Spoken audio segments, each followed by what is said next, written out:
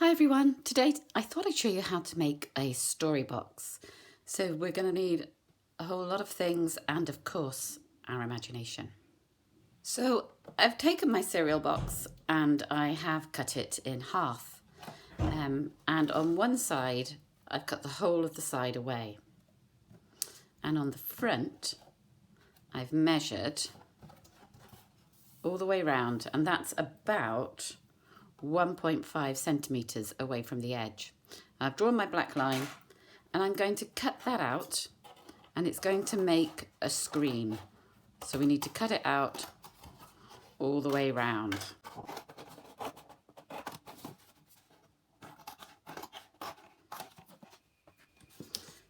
Like that. So now we have a frame. And I'm going to do the same on the back of the other side. So on the back, I'm going to cut again.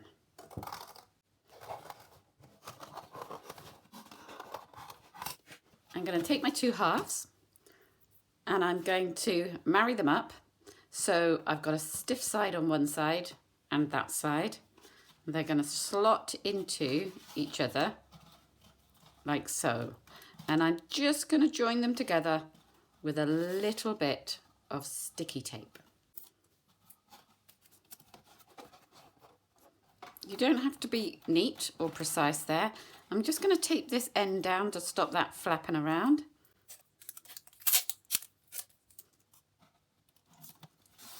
And the same on the other side. I should say, I've already taped the top up. Whoever ate these, desperate to get into them. It wasn't me. Okay, so now we have our basic picture frame of a box. It doesn't look very glamorous at the moment, so we need to cover this. For this, I'm going to use plenty of PVA glue, and I'm going to use a paintbrush because I find it's easier to apply it with the paintbrush. And of course, pages of a book. I've said before, I work in a library and I love books, but sometimes they do come back damaged, worn, just pretty grotty. So I'm going to upcycle. So I need plenty of pages of a book, and we're just going to stick them on. So I've ripped it up, I've ripped it in half and in half. Whoop. And they rip at odd angles, and that's really good because, you know, sometimes we like irregular shapes. So the easiest way I found to do this, and I'm using a water-based glue because I'm messy. So you get a bit on the brush, just whoops, plonk it on, and then get your pieces of paper and just, oops, that one's already been attacked by glue. Paste it down. And you can do that any old how, because I think you're going to need a couple of layers, particularly on the outside, because it's quite colourful. I'm just going to show you. We need, so the colour, when it dries, this bright colour that makes you want to buy the cereal will show through. So you can do it, dry it, have a look at it, come back to it. I mean, I really hope there's not going to be many rainy days this holiday, but if there is, this is a great rainy day craft because you can do a bit and then have a cup of tea or, you know, some biscuits, and then it's dried and you can come back to it and do a bit more, and you can think about it on the way. So you do need to be a bit careful around the corners. You kind of need to wrap it up like a present. So if we just pop a bit of glue on, I'll show you. So glue over your sellotape, that's fine. And glue over these baggy bits here, that's fine too. Just pop it on, like fold, it's not going to do it now. Fold one side down, smooth it on. Maybe put a bit of glue on so you can get the other bit folded into it. Make it lay flat. Put this bit down and then fold it over the top. And then give everything another good glue. If you glue over the surface of it, it kind of acts like varnish as well, so it makes it pretty robust, and it gives it quite a shiny finish. So we need to do that all over the box. And it's going to end up looking like this.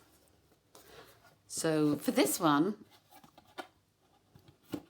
I decided to make a boat at sea, a sort of sea-themed box. And in the back there, I've applied some tissue paper. I keep the wrappings from presents if I'm lucky enough to get presents. And they're always come in useful.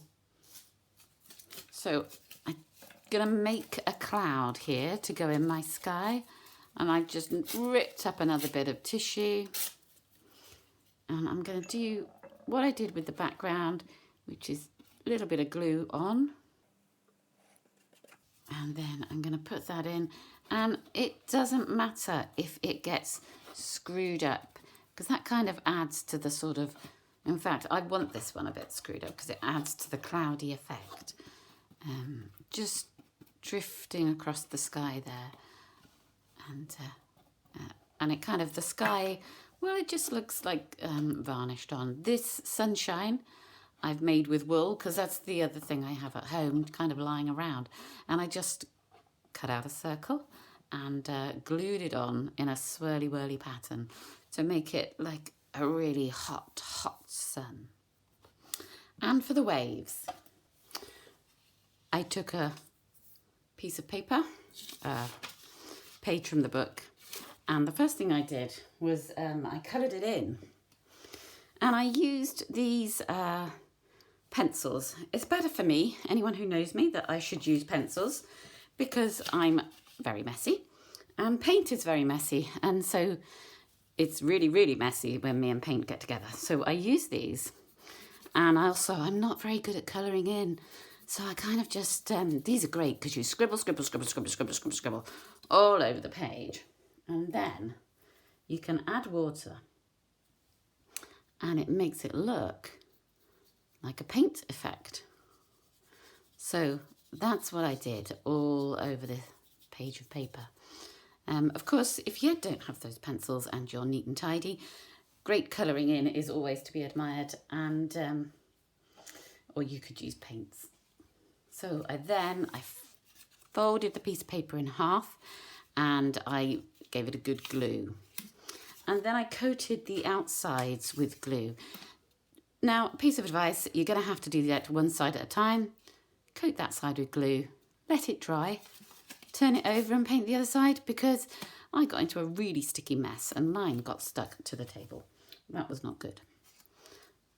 And once they're dry, you need to roll it round. So find a pencil, scroll it really hard around that pencil.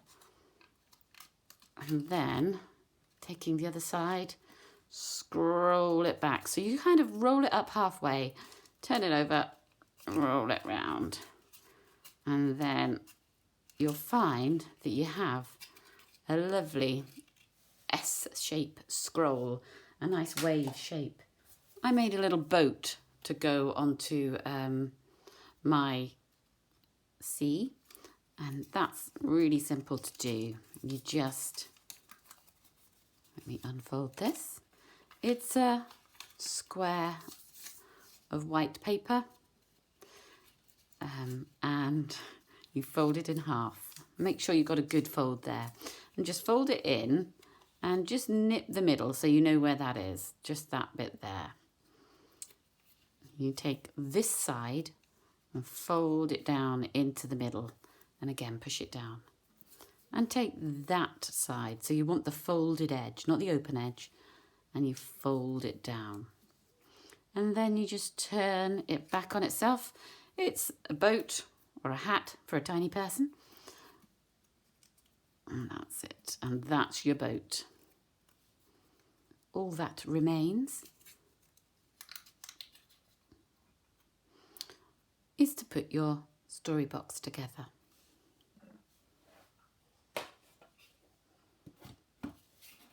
So you can just add your sea in. I think it's really nice when they scroll over each other. It gives it that kind of wave effect.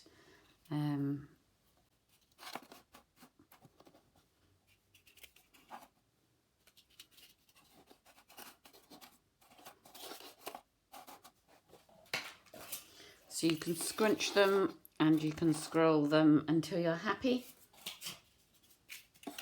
that your waves are, maybe you want them really fierce and about to come over the ship. Maybe you just want them all beautifully curled in. So I don't know what lurks beneath these murky depths. It could be a beautiful sail on a summer's day. It could be a sea monster. I'm going to have to put this one in and lean it against the back because I'm sort of holding it at an angle.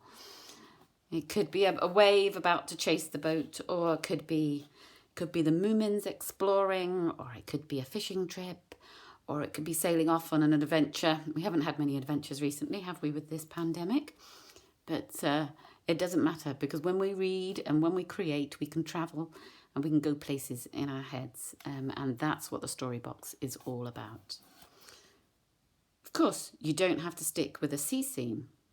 There are many other ideas that you could do.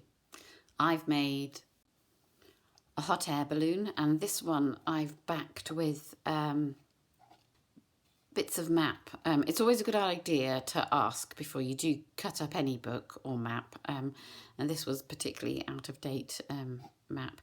And I've layered the background in with that, given it a little basket that hangs there so we can sail off into the blue sky on that one. And this one, which I particularly like, it's a dark moonlit wood. I've glued on a moon there. I just cut that out of some chocolate wrapper. Obviously, I wouldn't recommend that you eat the whole bar, but you could share it with others. And I like the ways the trees twist around themselves and come out of the frame slightly. And when I was walking in the woods to pick the wood, to find the dead trees, I saw these pretty white cow parsley, and I thought, well, that would look really nice. And don't worry, I didn't stray from the path. Only bad things happen when you stray from the path. Or it could be a beautiful wood, doesn't have to be a spooky wood. And with the animals that meet at the night, those nocturnal owls and badgers and foxes. So all that's left for me to say to you is thank you very much. If you like the video, give us a like or give us a share. And I would really love to see your story boxes. So if you could photograph them and post them in the comments below, that would be fantastic.